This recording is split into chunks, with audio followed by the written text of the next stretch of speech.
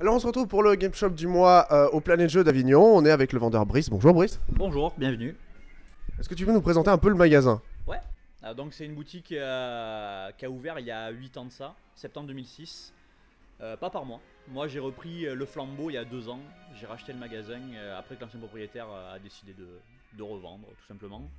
Et voilà, je suis plutôt bien en place. Je vends que des jeux d'occasion uniquement, pas de neuf. Et ça s'étend sur 40 ans, donc vraiment de l'Odyssée, Vectrex, Pong jusqu'à la PS4, la Xbox One, la Wii U. On peut trouver vraiment de tout. Il y a pas mal de trucs, donc on va faire un petit tour rapide. Ouais. Comment ça visite par quoi? Allez, on va commencer directement par ce qui se trouve à l'entrée du magasin.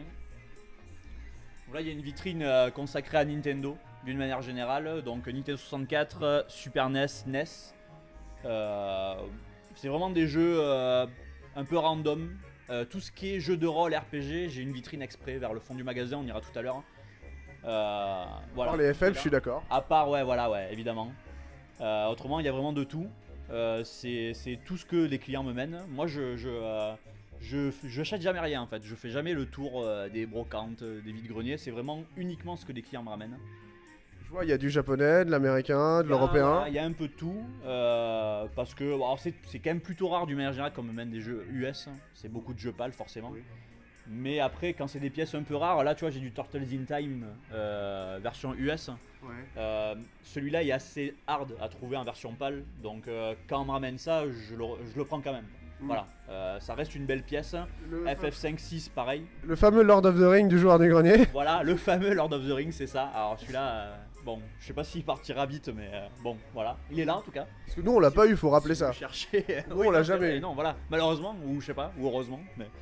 on se présente, voilà, ouais. On dira rien. Voilà, on dira rien. Du coup, voilà, donc là c'est tout ce qui est Nintendo. D'une manière générale, ça continue un petit peu sur cette vitrine là, avec quelques jeunesses en boîte. Voilà, de la Super NES. Là, il y a de la Nintendo 64, de la Game Boy en boîte. Là, c'est une vitrine vraiment qui mixe pas mal de consoles plus anciennes également, avec de la Vectrex, du Vidéopack, de l'Intellivision en bas. Là, on voit, il y a de l'Atari, ColecoVision, enfin voilà. C'est une petite vitrine un peu plus mixte. Qu'est-ce que c'est que cette calculatrice là? C'est un vieux jeu électronique, ouais. Alors c'est totalement injouable. Hein. J'ai jamais compris en fait le concept du truc, quoi. Mais c'était à cette époque où tous les 2 jours il y avait un jeu électronique qui sortait et ça c'est un jeu de logique. Bon, bref, c'est pas des plus intéressants, on va dire. D'accord. Alors voilà. Après. Ensuite, là c'est le coin Sega. Donc même idée que pour Nintendo, Dreamcast, Saturn, Mega Drive, Master System, avec encore là des jeux Mega Drive et Master sur le côté. Donc tout l'univers Sega, ou presque en tout cas, se trouve ici, dans le magasin. Là j'ai une petite Vectrex, pas dégueu on va dire. Ouais, bah jolie, bien conservée. Ouais, elle est très très propre, ouais, ça c'est clair. Elle est très propre. En plus, alors l'avantage que j'ai, on va dire, dans le coin, c'est que dans le Grand Avignon, il y a une assez grosse communauté de rétro gamers et de collectionneurs. Donc ce genre de pièces là, c'est des mecs qui me mènent ça, qui en ont 5 ou 6 chez eux. Voilà. La chance quoi. Non, mais, et qui ont conservé les consoles dans un état vraiment flambant neuf. Donc pour moi c'est une aubaine de recevoir des consoles dans cet état là aussi rare. C'est sûr. Voilà. Donc là, coin Wii, GameCube, il n'y a pas forcément grand chose à dire. Là on connaît, c'est un peu plus récent déjà, donc il y a moins de trucs sensationnels. En haut, quelques consoles. J'en ai beaucoup d'autres derrière, mais là je mets vraiment les consoles soit en boîte, soit un peu rares. Voilà, comme là il y a une ColecoVision, il y a une Neo Geo, la NES en boîte, l'Atari 2600, voilà. Ça reste des pièces que je rentre pas tous les jours malheureusement. Ou heureusement, parce que du coup ça, oui, ça donne un petit cachet. D'un autre côté. Voilà, ouais, c'est ça. Si j'en rentrais toutes les semaines, ça perdrait vraiment de sa valeur. Toute l'entrée du magasin, c'est PS2. Ça reste aujourd'hui encore la console avec le plus de stock. C'est une des consoles qui tourne le plus en magasin, la PS2, malgré son grand âge. Et c'est assez impressionnant, quoi. Vraiment, on m'en ramène toutes les semaines, je rentre des dizaines de jeux PS2. C'est plutôt fou. Ensuite, voilà. Donc, Play 1. DS, pareil, pas des masses de choses à dire. Enfin, tout le monde connaît. Bon, la DS, c'est encore largement d'actualité. Donc, Play 1, même concept que pour Nintendo, c'est souvent des jeux courant. Voilà, il n'y a pas de RPG ou de trucs hyper rares. Voilà, ils sont plutôt là-bas. Ouais. Ensuite, on poursuit, on enchaîne avec PSP. PSP et La Play fameuse. 3. Voilà, ouais, la fameuse PSP. La Vita, donc, comme on peut le voir, avec Un jeu. ce qui est quand même absolument extraordinaire. C'est de loin, le plus gros big. Et une licence de la PSP d'ailleurs. Voilà, exactement. Donc, non, mais ouais, la Vita a vraiment du mal en occasion. A vraiment du mal tout court. J'avais regardé un En peu général, la liste des jeux qui sortaient pour Noël sur Vita. Ouais, En boîte, il y en avait 4. Ouais, mais c'est une catastrophe. Hein. La Vita, le gros problème en fait, c'est très européen le problème de la Vita. C'est qu'on a une distribution en Europe qui est merdique quoi. Et on a un jeu sur 4 qui arrive chez nous. Ça me rappelle la Dreamcast. Ouais, non, mais exactement, c'est exactement ça. Quand tu regardes un peu les sorties japonaises ou US, tu te rends compte qu'il y a vraiment beaucoup plus de jeux qu'ici. Et forcément, elles se vendent mieux, surtout au Japon. Sony Europe n'y croit pas du tout. Voilà, clairement. Ici, on a complètement été délaissé vis-à-vis de cette console. Quand ça sort, c'est en démat les 3 quarts du temps, donc ça intéresse pas les gens parce que le public européen n'est pas du tout prêt encore pour le dématérialiser. Et donc, donc on se retrouve avec un rayon Vita ridicule. Le max que j'ai eu, je crois que c'était 10 jeux en même temps. J'étais fou quoi. Enfin bon, bref, voilà. Donc la Vita, c'est très anecdotique malheureusement quoi. PS3, bon là par contre, ça tourne déjà beaucoup plus. Il y a 3 panneaux complets avec les bacs. Il y a la PS4 qui commence un peu à gratter aussi. Sur les 2 premières lignes là, c'est 2 lignes complètes de jeux PS4. Vu les ventes de la console, c'est pas étonnant. Elle cartonne, donc forcément il y a. Plus cartonné que la One. C'est extraordinaire. Enfin, vraiment des chiffres de vente assez dingues. Donc forcément, on retrouve rapidement pas mal de jeux en occasion. Déjà du Far Cry 4, qui est sorti il y a quelques jours de ça, qui est déjà là. Ensuite, on enchaîne et on va quasiment finir avec Microsoft. Alors là, voilà, c'est première Xbox et 3 panneaux de jeux Xbox 360, plus une ligne de jeux Xbox One là-haut. Ouais. Voilà, tout Microsoft est là. On voit que d'ailleurs, il y a beaucoup moins de jeux sur Xbox One que sur PS4. C'est vraiment.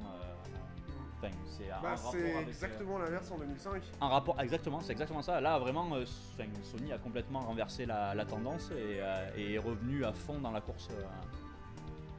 Donc ça, c'est plutôt bien. On retrouve un peu le Sony en forme de la fin PS2, des années ouais. 90 et du début des années 2000, quoi. Donc c'est chouette. Un petit bac PC. Alors bon, PC, ça tourne seul. Même pas besoin de m'en occuper, ça file tranquille, quoi. Seul inconvénient du PC, c'est qu'au niveau de l'occasion, impossible de vendre des jeux récents à cause des Merci clés Steam. à cause voilà, c'est quasiment des clés à utilisation unique maintenant. Donc il n'y a aucune nouveauté sur PC en occasion, c'est pas possible.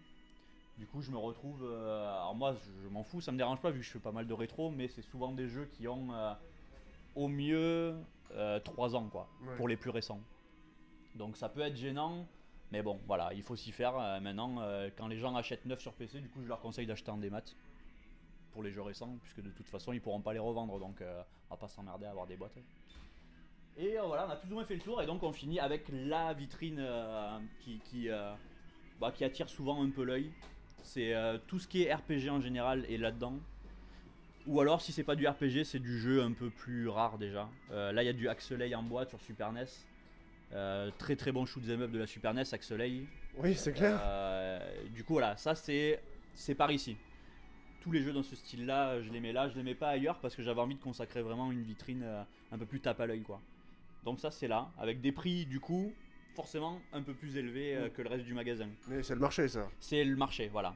J'essaie toujours de maintenir des prix très corrects par rapport à ce qui peut se faire sur internet ou en région parisienne où c'est de la pure folie. Mais Tu bases ta cote sur quoi? alors il y a des sites de cotation qui valent ce qu'ils valent. C'est jamais précis, mais on peut aussi. Alors bizarrement, moi je me base beaucoup sur Price Minister. Alors ça peut paraître un peu étrange dit comme ça parce que ça reste Tu internet. seras pas le seul. Mais voilà, en fait, Price Minister a une fonctionnalité où quand tu cliques sur la fiche d'un jeu, tu peux. Quand tu cliques sur Vendez le vôtre, tu vois combien de personnes ont acheté ce jeu dans les 6 derniers mois, à quel prix moyen. Et ça peut donner une très bonne indication, selon les jeux, pas pour tous, mais selon les jeux, sur à peu près la valeur du moment. Donc en jonglant entre ça, plus les sites de cotation comme Argus Jeux, qui d'ailleurs appartient à Gamecash, Argus Jeux, c'est Gamecash qui a mis ça en place. D'une manière générale, t'arrives à tomber sur les prix à peu près bons, quoi. Voilà. Et puis après, moi aussi, de par mon expérience, ça fait plus de 20 ans que je joue. Et voilà, je sais qu'un FF7, ça se vend pas 70 euros. Ça se vend pas 10 euros non plus. C'est clair. Donc voilà, tu trouves un prix moyen et ça reste très, très correct globalement, quoi. Donc voilà. Avant de passer à ta sélection de jeux, Ouais. c'est bientôt Noël. Ouais. Qu'est-ce que tu vas conseiller aux clients? Qu'est-ce que tu penses le vendre plus cette année? Alors j'ai énormément de demandes sur la Wii U, mais vraiment énormément. La Wii U a plutôt explosé cette année depuis la sortie de Mario Kart en fait, clairement quoi. Ça C'est a le été, console seller de la non, mais Wii voilà, U. ça a été l'avant et l'après Mario Kart. Et là, il y a le Smash Bros. Là, ça va être la Là, folie. le Smash Bros, c'est n'importe quoi. Donc, clairement, il y a énormément de demandes sur la Wii U. C'est une console qui va, je pense, beaucoup se vendre à Noël. Ça rattrapera. Ça rattrapera la première année catastrophique de la console, ça c'est évident. Ça va faire du bien à Nintendo, je pense. Puis la 3DS, toujours. Là, vraiment, ils sont armés avec les deux consoles. Je pense qu'ils vont passer un bon Noël. Après, c'est clair que niveau next-gen, enfin nouvelle génération plutôt, la PS4 et la One vont enchaîner les beaux packs pour Noël. On a vu qu'il y avait des packs GTA, des packs Far Cry, Assassin's Creed. Ça devrait partir, surtout qu'ils vendent ces packs-là au prix de la console nue, sans jeu. Plutôt Sony ou Microsoft cette année? Bah, on peut ce qu'on peut le dire. Vu les tendances depuis un an, je pense que je prends pas trop de risques à dire que Sony gardera son avance.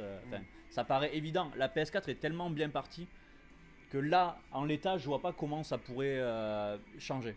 C'est juste pas possible. Microsoft a encore une fois de beaux bundles pour Noël, mais il n'y a pas d'exclus majeur quoi. La dernière grosse exclus, ça reste Sunset Overdrive, qui est très sympa.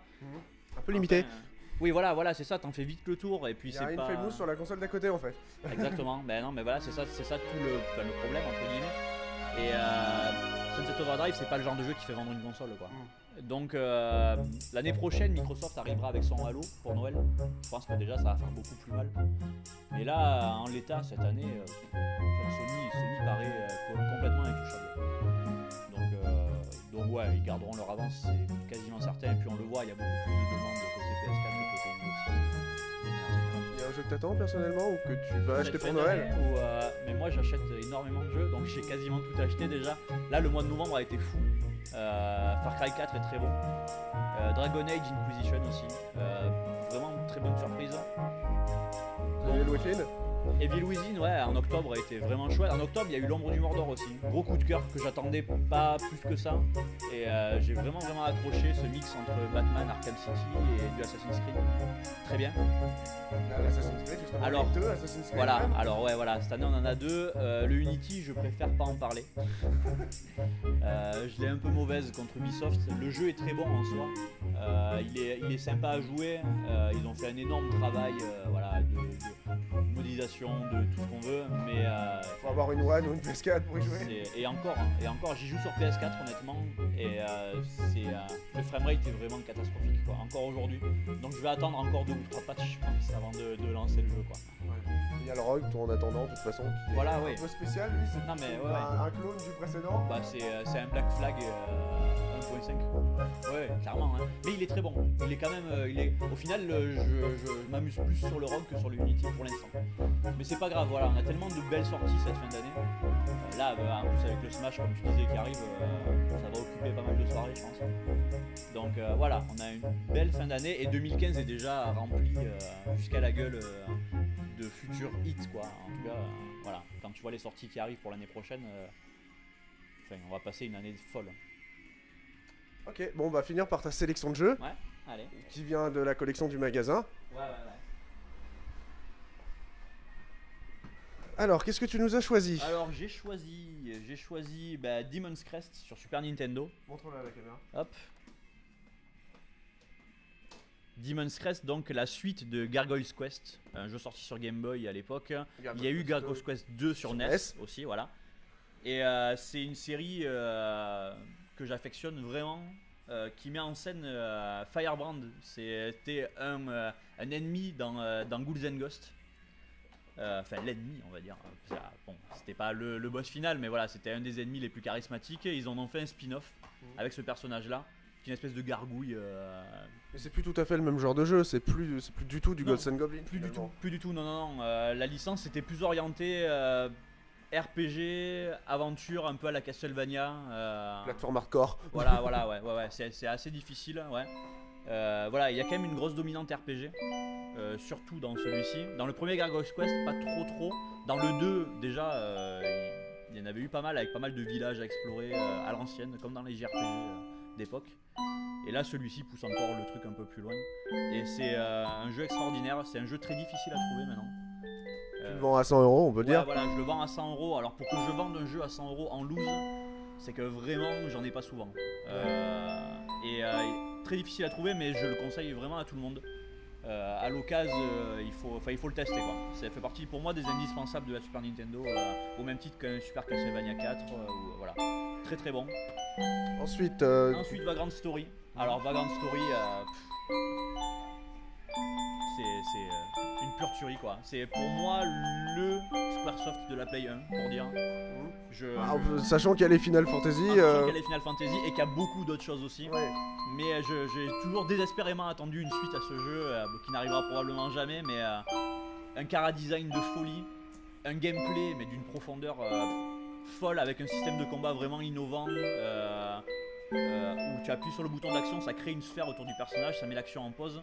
Tu peux choisir quelle zone du corps taper chez ton ennemi, en lui enfilant plus ou moins de dégâts avec telle ou telle arme. Tu peux fusionner les armes entre elles, en créer de nouvelles. Enfin, c'est un univers médiéval absolument grandiose, vraiment une tuerie complète. Ça, c'est obligatoire. En plus, c'est vraiment pas cher. C'est un jeu qui est à 10-15 €, pas plus, quoi. C'est voilà, merveille. Donc il faut le faire. Et on termine par. Et donc ZombiU, un jeu beaucoup plus récent. ZombiU qui, hors jeu Nintendo, pour moi est le meilleur jeu de la Wii U. Clairement. Depuis sa sortie, en plus, donc c'était un Day One celui-là. Et je trouve qu'on n'a pas fait mieux depuis. Tant dans l'utilisation du gamepad, qui est constamment mis à contribution là, que vraiment dans l'approche du jeu, avec pas de pause, un peu comme dans les Dark Souls, une pression constante, un côté survie hyper poussé. Enfin voilà, très bon ZombiU, vraiment. Si vous achetez une Wii U et que vous avez l'âge, bien sûr, c'est 18+, pour le coup, n'hésitez pas à foncer sur ZombiU, c'est super bien, c'est un peu hardcore aussi, un peu bien à l'ancienne niveau difficulté. Et voilà, très bon. Donc, Bah écoute, merci de l'interview. Merci à toi.